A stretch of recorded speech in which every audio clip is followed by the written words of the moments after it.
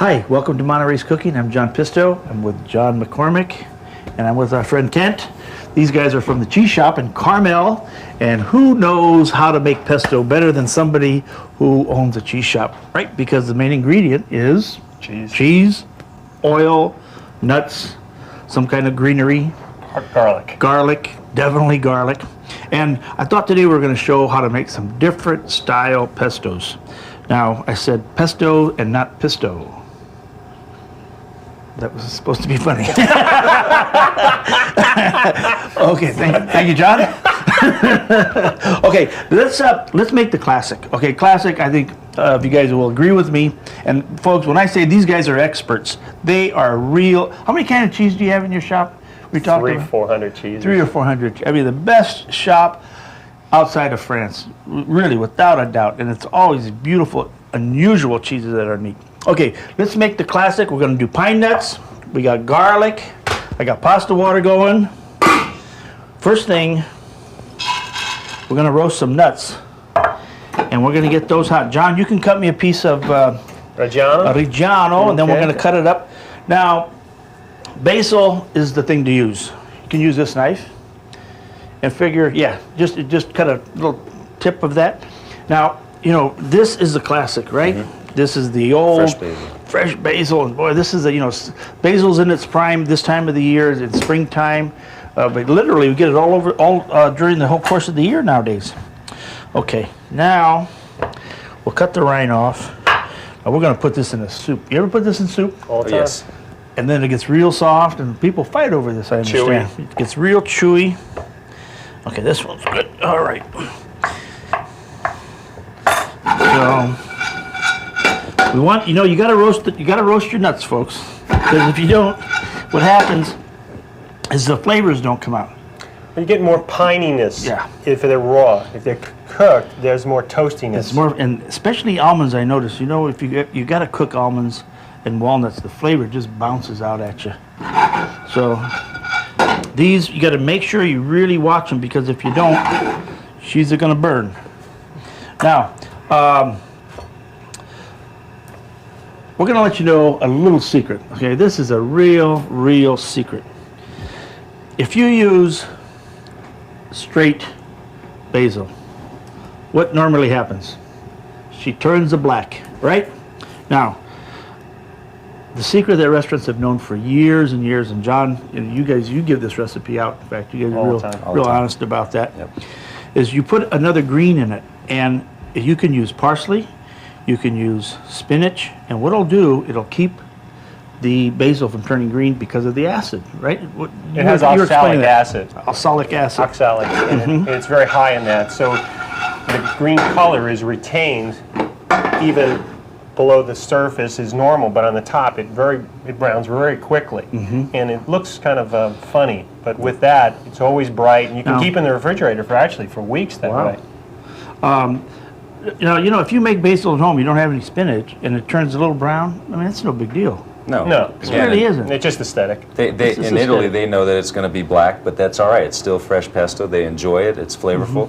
But the greens certainly do help, and we're a little more eye conscious here in the United States. Well, that's a good point. As well as I think the spinach in particular gives it more sweetness, and that is a nice element in the flavor.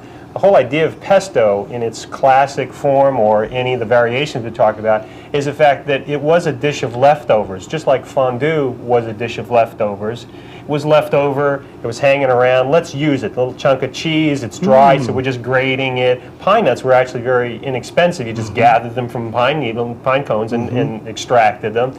Olive oil was always there, garlic is always there. So there was all these ingredients, let's make dinner without making a big deal of it. Wow.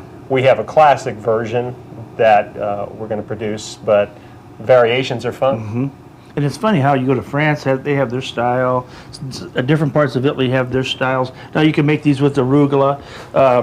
So let's make it. Now you're supposed to use a mortar and pestle, but again, these are early times, convenience and speed. We're going to change things a little bit. Nice, boy. This pine nuts smell good. Okay, garlic, right? Lots. Man, these guys, my buddies, or what? Lots of garlic. You got it. Okay, my God. Okay, That's enough. That's good. That's enough for me, I'll tell you. Now, you know what's nice about this dish too, you guys and folks, is this is fast.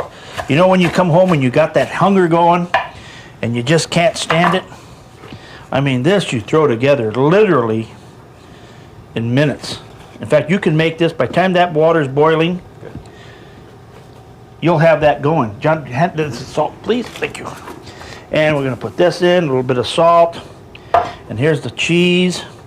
Now, you know, I would experiment with the ratio. I think there is a rule of thumb, and that's my rule of thumb. Well, one of the things that we've noticed is depending on when the greens are harvested, during the middle of the winter, when the basil is smaller and more tannic and has more power, you may want to sweeten up by having more of the greens in there. Anytime you have more bitter, you want to mellow it out, so you use a variety of more greens. That's good. Could you hand me the olive oil? Let's talk about the olive oil a little bit. Now, you know, we're using Shabikas. This is nice, good California olive oil, extra virgin. Not necessary to use a real extra virgin. No, no. I mean, you can use a virgin. It's what you're trying to accomplish in the cuisine. You can use plain pure olive oil that is less expensive. The beauty of using the extra virgin is that it's more, again, fruity, so you have more flavor, but it's not necessary because you're making a blend. So you'll experiment at home with variations to accomplish what you want. Now, you know what comes to mind to me is how about a roasted garlic pesto? Doesn't that sound interesting? Yes. Well, Do we have time to do all of it? when we start talking about food, and I got food guys with me, folks. Their mouths start to water. The ideas start popping. That's funny. Well, I think a lot of people gravitate around eating and drinking, so that's when the creative juices of the mind come out. Well, I tell you, I sure love what I do. Okay, we're going to just have a taste of this. We're going to be doing a bunch of stuff, so we don't want to fill up too much. Do we? We have no problem eating. We have no problem. We're professional eaters. I can tell you know how to hold a fork. Oh, sure, absolutely. I do well. I need some tongs, please. All right. Yeah, these are, you know, this is one of these classic things where you can, the water boiling, the pasta, the sauce is done, and you're waiting for the pasta to cook. I mean, that's fast. That time you could be making a salad. In fact, you could probably do a 3-course dinner here. This is nice pasta too. This, you know, so many pastas now that are just starting to proliferate the market. You notice? I mean, you guys see that too. You sell pasta. It's just all pretty good too. Yes. All very good. You know, basic ingredients to work from. So it's just a matter of brands. It does. Look very good. Want to taste that? Yes, I would. Okay, watch your microphone. We have garlic. Ma, that's the god of garlic. We have garlic. Whoa. That's very nice. Isn't that good? Very flavorful. See that's how it comes out? I really like that one. That's, boy, that's, folks, this is medicine. Nice bottle of Chianti. I'll tell you. Well done, John. Anyone can become an Italian cook. All you got to do is have the right stuff, folks. Now, you got to remember, you got to save that water from that pasta, especially in this dish. You know about that, don't you, John? Kent? Save the water from the pasta, especially on these rich sauces, you know. Oh, man. Gee. That looks like heaven to me. And again, this is just a classic light Italian lunch. I mean, I was in Italy in Alba, right smack in the middle of the tartuffes. Oh my God. This is what we did at lunchtime. We went in, had lunch with pasta, the pesto, and a bottle of red wine. Smells great, looks great. This John. looks like pasta with broccoli, in fact. See how nice the green really holds the color. Okay, we got to put a little of this, extra cheese, and maybe just a little bit of pepper. And boys, we got a classic. Man, and not really not a lot of calories. Not a lot of calories.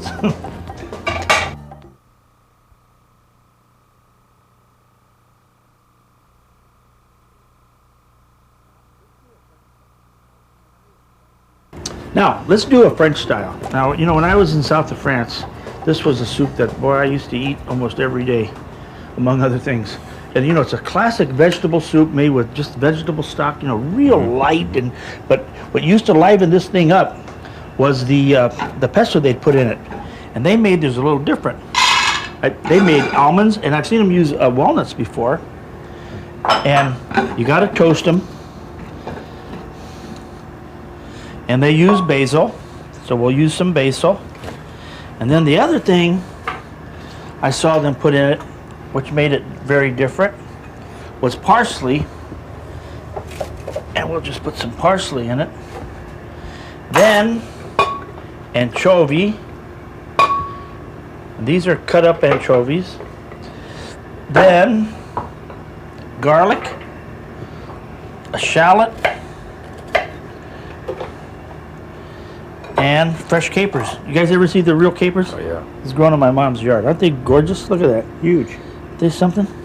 It's got this big plant. Now this plant's almost as big as this island here. And then you just marinate them in Salt. Just put them in salt and shake them up. Then when you use them, you rinse them off. But taste it.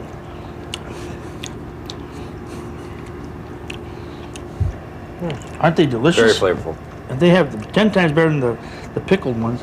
These are little. yeah. These are little Because salty. you're tasting the Really tasting the it by fruit. itself. Yeah. Exactly.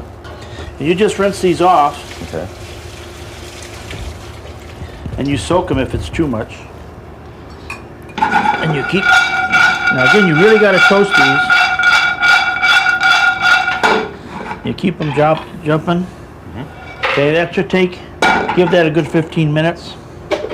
And we need pepper, and I wouldn't put any salt in this because it's got all that other stuff. A little potato for that. And we're going to use that nice sharp papato, which is a sheep's milk From Sicily. from Sicily. This is where it comes. Now, if you ever see the Romano means Rome. it's from Rome. Okay, we can use a little bit more of that, John. Yeah, good. Let's taste this too. It's got whole chunks of cheese. peppercorns in this This cheese. is my favorite over pasta. Man, this got flavor. Wow. Again, this is a really aged cheese. It's Whoa. about a year and a half old. And you can get them younger. You know, we did a show in Sicily a couple years ago, and the man showed us. Oh, that's right. You making- had that on one of your It shows. was Yeah, just that was incredible. great. Okay. And make sure you insert the blade. There it goes.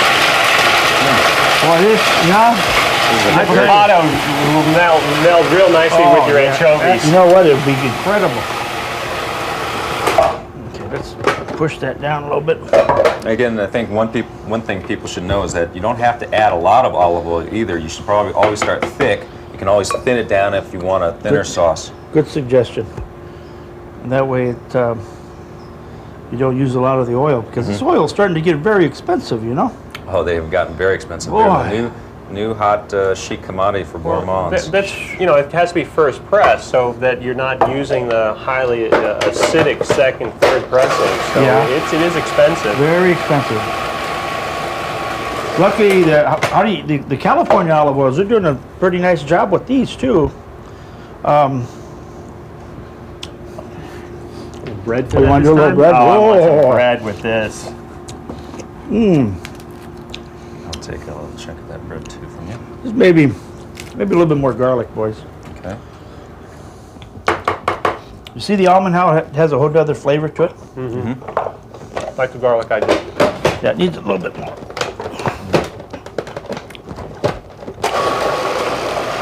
We have had Sweet. Come along.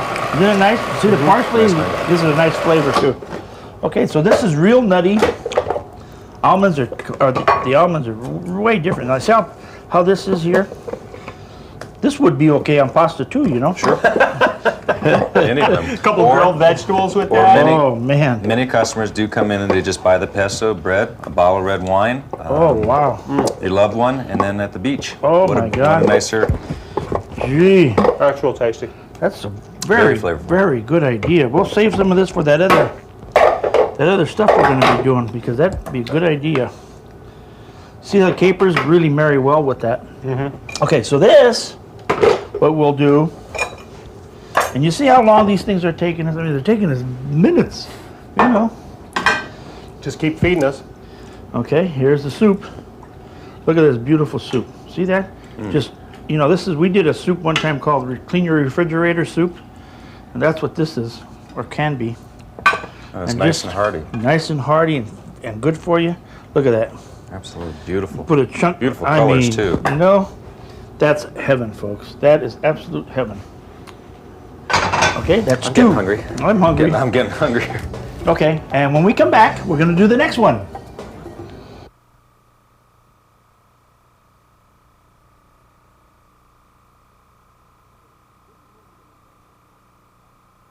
Okay, this is one we're going to invent now. It's called Designer. All right, we got pecans, we got walnuts. You know, you can buy the pieces. You don't have to buy the halves. Keep the price down. Okay, garlic. Now, I think, what do you guys think? I'm thinking this may be good just to eat on bread and, you know, with wine and that kind of thing. Couple friends. Couple friends. I tell you, we're from the same mold, boys. We're from the same mold. Okay, watercress. Tasty. Parsley, I put already. Kalamata olives. And a couple of green olives. Just because they happen to be there. And we'll put the cheese in. And this cheese is going to be the aged Asiago. And this is domestic, so this is real inexpensive. This is very inexpensive. Anyone can do this one. I mean, you want a fast appetizer? Let me show you how fast this is going to be. A little bit of olive oil. Remember, there's no cholesterol in the olive oil. Give it a good shot of pepper. And maybe if we have some red pepper, would be nice too, which I think we have right here. Okay. Give it a little red pepper. And let's see what we got. You can see John's cooking on the fly here. Let's see how this comes out. This ought to be good though. Okay, we want this a little juicier. You know, I like the idea of using the combination of things. And you stay strictly with specific ingredients and specific quantities. I like that. Very nice touch. Well, you cook that way too. Absolutely. You're a heck of a cook too, I understand. My wife's a better cook. Yeah? She's intuitively has a sense. Well, I can't talk enough about your shop, man. You got a great shop there. And you've been there many years too. 20-something, 20. 23. Okay, so we're gonna taste this and see if we need any We got the fresh sliced salt. bread here. I think it needs a little salt. Salt. Oh, this has got a little. The peppers in there. Well, the watercress gives it a whole different flavor. It tastes very vegetal. Yeah, let's give it a shot. We can just dip, huh? Yeah. Kent? Yeah, thank you, John.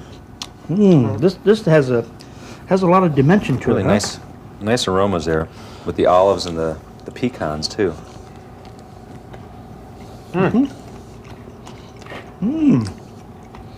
Real nice. Need a good bottle of red wine. And I think we're there. Good Zinfandel, California Zinfandel could go well. Even a bad bottle of red wine would be nice. Okay, there you are, folks. You got 3 beautiful pestos. Thanks to my friends, John. Thank you. It's been fun. Kent, thank you. Always a pleasure seeing you guys. Sure. Enjoy these, folks. Very good and good for you. For your next vacation, think Monterey County, California's year-round paradise. Sample the surf, the sun, the golf, the food and wines that have made Monterey County famous.